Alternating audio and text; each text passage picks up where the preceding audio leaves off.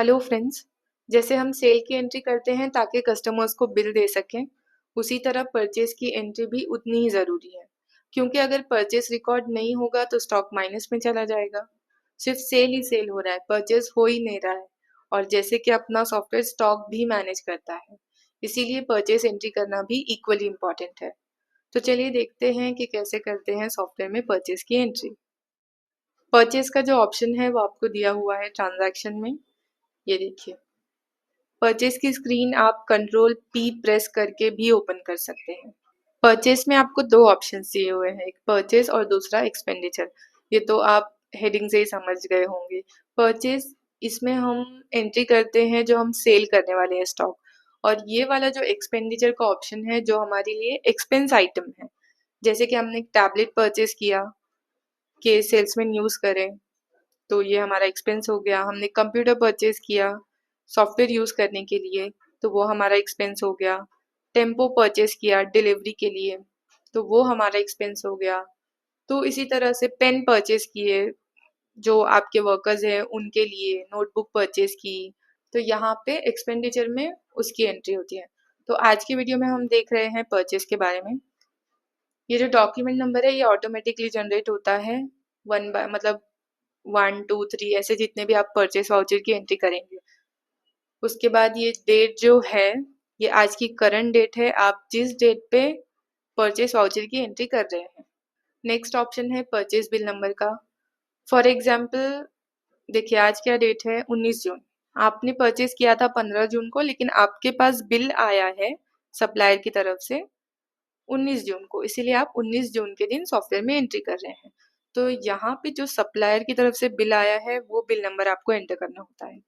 तो जैसे कि आपने वो यहाँ पे बिल नंबर एंटर किया, और किस डेट पे, उस बिल पे क्या डेट है परचेज की, यहाँ पे हमने वो डेट एंटर कर दी। तो उस पे है 15 जून 2025। कंपनी नेम, अगर आपने किसी एक कंपनी के ही आइटम परचेज किए हैं, यहाँ से आप वो कंपनी नेम सेलेक्ट कर सकते हैं, जिससे कि हमारे पास मल्टीपल आइटम्स होते हैं सॉफ्टवेयर में क्रिएटेड, तो डेटा मिनिमाइज हो जाएगा थोड़ा। आपको सिर्फ, जैसे कि आपने कोई कंपनी सेलेक्ट कर ली, Tata, Smith and Jones, Ching's, तो सिर्फ उसी कंपनी के आइटम उसके बाद आप यहाँ पे सेलेक्ट कर सकते हैं। तो अगर आपने किसी एक पर्टिकुलर कंपनी के आइटम परचेज किए हैं, वो कंपनी सेलेक्ट करो। नेक्स्ट ऑप्शन है, अब देखिए इसमें दो टाइप्स हैं। एक तो आपने कैश में परचेज किया है, यानी कि और आप हमेशा नहीं परचेज करते हैं उन सप्लायर से, आपने सॉफ्टवेयर में अकाउंट नहीं क्रिएट किया हुआ है, तो आप क्या कर रहे हो, कैश बिल की एंट्री कर रहे हो कि हमने कैश, हमें वो अकाउंट नहीं क्रिएट करना है, हम हमेशा उनसे परचेज नहीं करते हैं, हमें वो कैश बिल दिखाना है। तो यहाँ पे सप्लायर नेम में आपको सेलेक्ट करना होता है कैश।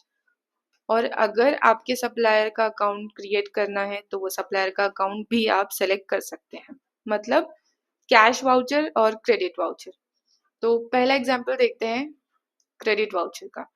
तो उस केस में क्या होता है, आपको यहाँ पे सप्लायर का अकाउंट सेलेक्ट करना होता है। सप्लायर का अकाउंट किस तरह से क्रिएट करते हैं, यानी कि किसी भी, कोई भी अकाउंट कैसे क्रिएट किया जाता है, चाहे सप्लायर का, कस्टमर का, तो उसके बारे में हमने एक वीडियो बनाया हुआ है। आपने अगर नहीं देखा है वो वीडियो, आपको चैनल पे मिल जाएगा और डिस्क्रिप्शन में भी मिल जाएगा आपको। और उसके बाद अगर टीसीएस वगैरह लगाना है तो यहाँ पे एंटर कर दीजिए। ये देखिए आइटम किस तरह से सेलेक्ट करते हैं। तो ये जो लोकेशन का ऑप्शन है, ये हम अगले वीडियो में देखेंगे कि इसका क्या मतलब होता है। आइटम सेलेक्ट करने के लिए आपको कोड एंटर करना होता है। जैसे कि आपको स्टार्टिंग का वर्ड पता है आइटम का, तो यहाँ पे आपने एंटर कर दिया वो। तो ये जो भी लेटर्स आपने एंटर किए हैं स्टार्टिंग के, उस हिसाब से यहाँ पे ये आइटम्स आ गए। जितने ज्यादा लेटर्स आप एंटर करेंगे डेटा उतना कम दिखाई देगा। तो हमने फॉर एग्जांपल एक आइटम सेलेक्ट किया इसमें से, और ये एंटर। तो ये पहला तरीका है आइटम सेलेक्ट करने का। इसमें दूसरा ऑप्शन है कि आप कोड से सेलेक्ट कर सकते हैं। आइटम कोड पता है आपको, तो यहाँ पे वो एंटर कर दो। ये देखिए ये सब आइटम कोड्स हैं। तो हमने ये आइटम सेलेक्ट किया, कोड की हेल्प से सर्च कर सकते हैं। इसमें तीसरा ऑप्शन है कि आपको आइटम का ना कोड पता है ना आइटम का स्टार्टिंग का कोई वर्ड पता है, तो आप यहाँ पे क्या टाइप करना है आपको, परसेंटेज का साइन, और आपको चाहिए फॉर एग्जाम्पल राइस। ये देखिए शेजवान राइस मसाला, मतलब जिस भी आइटम नेम में राइस वर्ड आया होगा वो सभी यहाँ पे आपको दिखाई देंगे। टाटा, संपन्न, रेड राइस, पोहा, यानी कि जिस भी आइटम नेम में ये राइस वर्ड आया है वो आपके सामने आ जाएगा इस तरह से। तो ये देखिए, ये पहला ऑप्शन देखते हैं। आइटम का कोड ये है, एमआरपी है इस आइटम का 10, और unit case, outer, KG, dozen, unit. क्या परचेज किया है आपने, केस परचेज किया है तो केस सेलेक्ट कीजिए। तो केस परचेज किया, फॉर एग्जांपल कितनी क्वांटिटी परचेज की केस की, एक क्वांटिटी परचेज की, फ्री कुछ मिला है उसके ऊपर तो एंटर कीजिए, अदरवाइज रहने दीजिए। यहाँ पे देखिए परचेज रेट, अगर यही परचेज रेट है तो रहने दीजिए।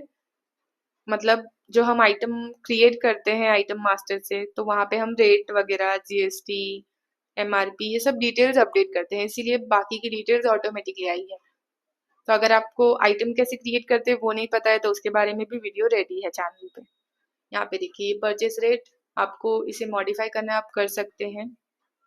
स्कीम, अगर सप्लायर की तरफ से आपको इस आइटम पे कुछ स्कीम मिली है तो यहाँ पे आप वो एंटर कर सकते हैं। डिस्काउंट मिला है, डिस्काउंट एंटर कीजिए। अगर देखिए परसेंट में एंटर करने का ऑप्शन है और डायरेक्टली अमाउंट में भी एंटर करने का ऑप्शन है। उसके बाद जीएसटी, जितना जीएसटी है यहाँ पे आपको दिखाई दे रहा है, सीजीएसटी, एसजीएसटी। यहाँ पे देखिए आपको जितने आइटम्स ऐड करने हैं ऐड पे क्लिक कीजिए, डिलीट करने हैं डिलीट पे क्लिक कीजिए। इस तरह से ये ऑप्शंस वर्क करते हैं।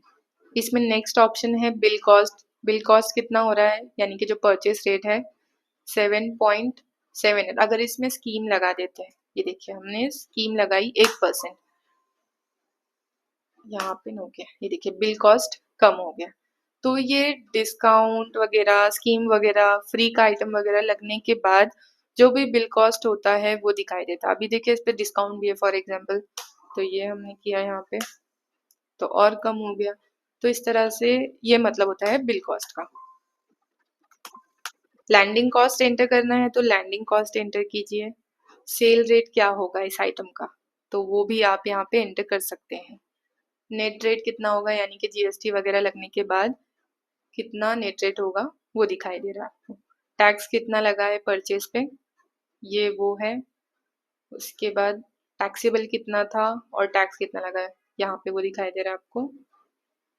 अदर्स, जैसे कि देखिए यहाँ पे पॉइंट में अमाउंट आ रहा है, तो अगर आपको ये राउंड ऑफ करना है तो यहाँ पे देखिए माइनस -0.26, मतलब जो बिल आपको सप्लायर की तरफ से आया है उस पे जो अमाउंट है सॉफ्टवेयर में वो अमाउंट मैच नहीं कर रहा है। ये जैसे कि देख सकते हो आप पॉइंट में आगे होने की वजह से, तो सप्लायर ने तो ऑलरेडी आपको राउंड ऑफ करके दिया है।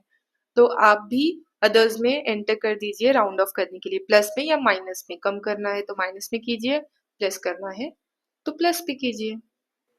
तो यहाँ पे हमने एक और आइटम ऐड किया, ये देखिए स्टॉक। इसका स्टॉक कितना है, करंट स्टॉक आपके पास वो दिखाई दे रहा है आपको 77 यूनिट। यहाँ पे देखिए 1 यूनिट हमने अभी परचेज किया है। यहाँ पे आपको दिखाई देता है कि टोटल क्वांटिटी कितनी परचेज की गई है, यानी कि जितने भी आइटम सेलेक्ट किए गए हैं टोटल मिला के उनकी कितनी क्वांटिटी हो रही है। टोटल स्कीम का अमाउंट क्या है, टोटल डिस्काउंट कितना है, फ्री कितने आइटम्स मिले हैं टोटल, उसके बाद ग्रॉस अमाउंट कितना हो रहा है, और ये टैक्स लगने के बाद नेट अमाउंट कितना है, और यहाँ पे टोटल अदर्स में कितना अमाउंट एंटर किया है। सेव करने के लिए ओके पे क्लिक कर देना है। यहाँ पे ये हमने ओके किया। उसी तरह जो हम दूसरा ऑप्शन देखने वाले थे कैश बिल का, अब देखिए आपने कैश में परचेज किया है, आपको यहाँ पे सप्लायर का अकाउंट नहीं क्रिएट करना है, डायरेक्टली कैश बिल बना के दे देना है वो सप्लायर को। आपने किसी भी, जैसे कि आप हमेशा उस सप्लायर से परचेस नहीं करते हो, इस बार परचेस कर लिया है इसलिए आप उनका अकाउंट नहीं बनाना चाहते, तो वो परचेज बिल का नंबर यहाँ पे एंटर कर दिया जो भी आपको मिला है, डेट एंटर कर दी उसकी। अब देखिए ये जो जीएसटी नंबर है यहाँ पे ऑप्शन दिया हुआ है जब आप कैश बिल बना रहे हैं तब आप यहाँ पे जीएसटी नंबर एंटर कर सकते हैं। तो उस सप्लायर का जीएसटी नंबर हमने एंटर किया और जिस तरह से हम आइटम सेलेक्ट करते हैं वैसे ही हमने आइटम सेलेक्ट कर लिए। ये देखो, और ये ओके करके हमने बिल सेव कर दिया।